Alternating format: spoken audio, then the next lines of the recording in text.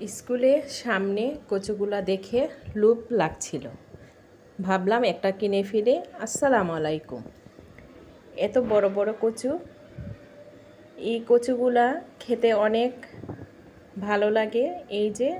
এই সাদা অংশটা তো খেতে আরও বেশি ভালো লাগে ইলিশ মাছ দা বা চিংড়ি মাছ দা খেতে, আর সবুজ অংশটা শাক করে খেতে ভালো লাগে। তাই তাড়াতাড়ি একটা কচু নিয়ে আসলাম, এসে তাড়াতাড়ি রান্নাটা বসিয়ে দিলাম। আজকে একটু পোলাও রান্না করব, একটু খ্যাপসা টাইপের মতো। এখানে আমি সব কিছু মশলা দিয়ে ভালো করে একটু কষিয়ে নিচ্ছি, আর সাথে কিন্তু আমি একটু টমেটো সসও দিয়েছি।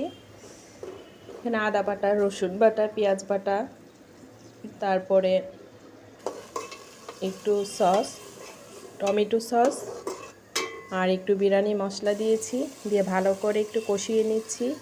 আর পেঁয়াজ পলা দিয়েছি কিন্তু। আর এই যে মুরগিটা দেখেন, ছোটো একটি মুরগি ছিল, ভাবলাম এটা আস্ত পিস করে আমি একটু পোলাও চাউল দিয়ে একটু খ্যাপসা টাইপের করি।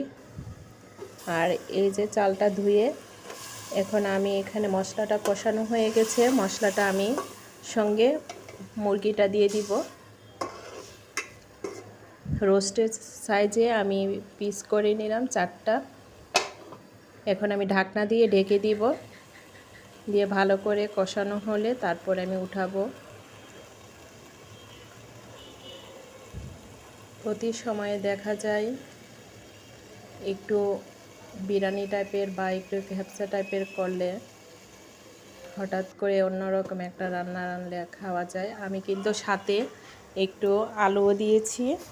আমি কিন্তু মুরগিটা আগে উঠিয়ে রেখেছি, আর এখন আমি চালগুলা দিয়ে দিব, দিয়ে পানিগুলোও আমি দিয়ে দিব, দিয়ে এখন আমি লাড়াচাড়া দিয়ে ঢাকনা দিয়ে একটা ঢেকে দিব।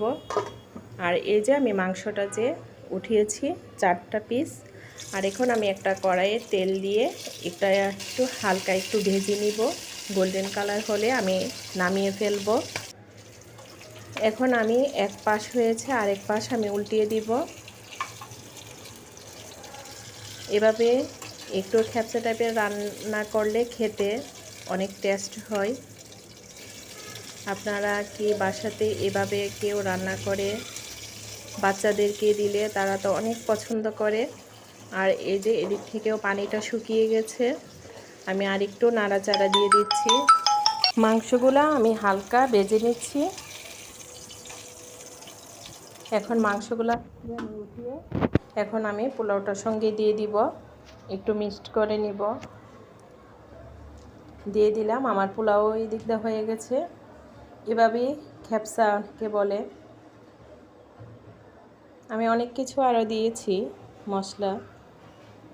এখন আমি একটু হালকা নাড়াচাড়া দিয়ে দিচ্ছি।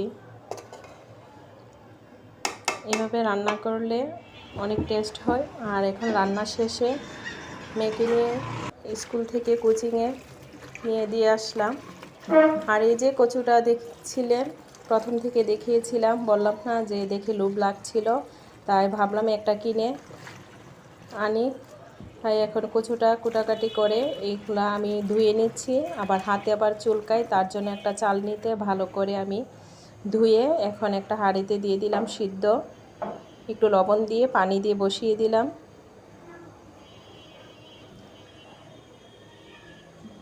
যে এখন ঢাকনা দিয়ে ঢেকে দিব, আস্তে আস্তে সিদ্ধ হোক। আর এই দিক থেকে আমি একটু ছাদে গেলাম, ভাবলাম একটু ছাদে যাই। পাশের বাসার ছাদে দেখলাম অনেক সুন্দর ফুল ফুটেছে গাছে, তাই ভাবলাম একটু ভিডিও করি, আপনাদের সঙ্গে একটু শেয়ার করলাম। গাছের ফুলটা দেখে অনেক ভালো লাগছিল, তাই আপনাদের সঙ্গে শেয়ার করলাম।